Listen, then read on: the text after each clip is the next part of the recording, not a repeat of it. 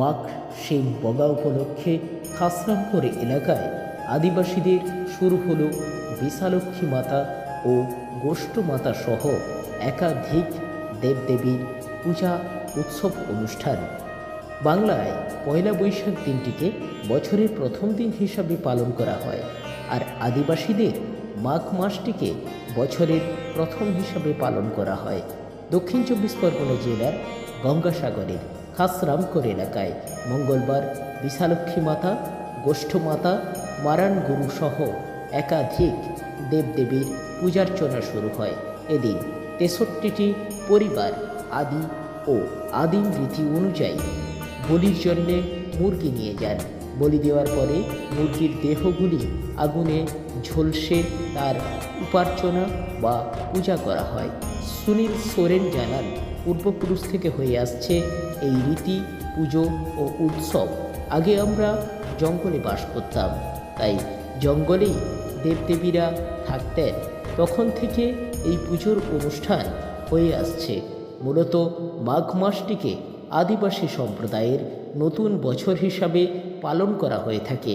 তাই আমরা পুরনোকে ছেড়ে নতুন বছরকে এই উৎসবের মধ্য দিয়ে আহ্বান জানালাম। সাগর বার্তা। আমাদের পূর্বপুরুষ থেকে হয়ে আসছে যে আগে তো আমরা প্রায় জঙ্গলেই বাস করতাম, জঙ্গলেই দেবদেবীরা থাকতেন। তখন থেকেই আমরা এই পুজো পদ্ধতি করি। এটা হচ্ছে আমরা বিশালক্ষী পুজো করি, তারপরে গোষ্ঠ পুজো আপনাদের হয়তো সেই ধরনের একটা পুজো আমরা করি আজকের ক্ষেত্রে।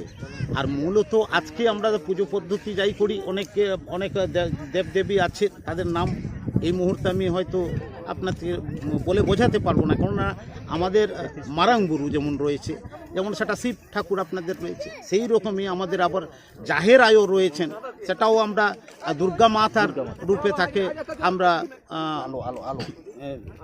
ভোগ উৎসর্গ করি, বা আমরা যে মোরগ বলি দিই সেটা উৎসর্গ করি তিনার নামে।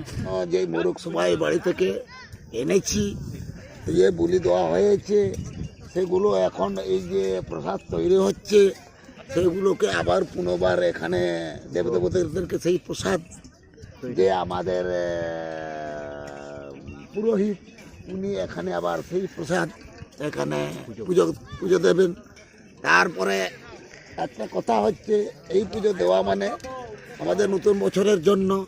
তারপরে একটা কথা হচ্ছে, এই যে বসন্ত আর এই যে গরু বাছুর যাতে রোগ বেয়ন নাই হয়, চুন হাগা টাকা যাতে না হয়, দেবদেবর কাছে আমরা প্রার্থনা করব। আমাদের যেটা গড মাঘ আজকে পুজো হচ্ছে, এই পুজো নিয়ে আজকে যেটা আমরা এই যে মোরগগুলোকে বলি দেওয়া হলো, এই বলি দেওয়ার পরে আমরা ওদেরকে একটু কী করা হয়, এখন মানে গরম জলে না করে আমরা একটু আগুনে পুড়ে ওদেরকে ঝলসিয়ে একটু পরিষ্কার করে ওদের মাথা, মানে আমাদের দেখা 70টা পরিবার আছে, 70টা পরিবারের মাথা, মানে মুরগির মাথা আমাদের এখানে দিতে হয়।